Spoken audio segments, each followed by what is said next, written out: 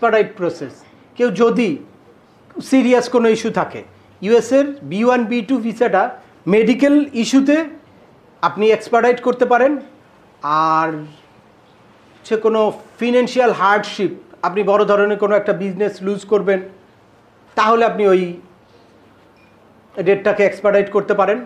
আর এর বাইরে যদি আপনার কোনো ক্লোজ রিলেটিভ, ইউএসএ আসলে ক্লোজ রিলেটিভ বলতে প্যারেন্টস, সিবলিং আর হচ্ছে চাইল্ড, এই তিনটা ক্যাটাগরিকেই তারা ক্লোজ রিলেটিভ হিসেবে কাউন্ট করে, এর বাইরে অন্য কেউ ক্লোজ রিলেটিভ না। তো ওইরকম কেউ যদি কোনো মেডিকেল সাপোর্ট দরকার বা খুব সিরিয়াস সিক থাকে, একদম হসপিটালাইজড আছে, তাকে দেখতে যাবেন, সেক্ষেত্রে আপনি এক্সপার্টাইট করতে পারেন।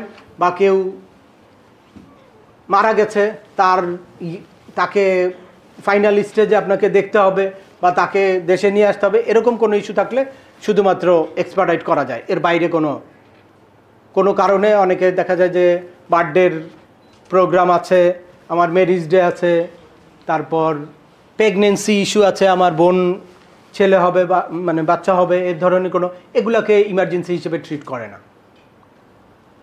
সুতরাং ওইগুলোর জন্য আপনারা ইমার্জেন্সি রিকোয়েস্ট করে কোনো লাভ নাই।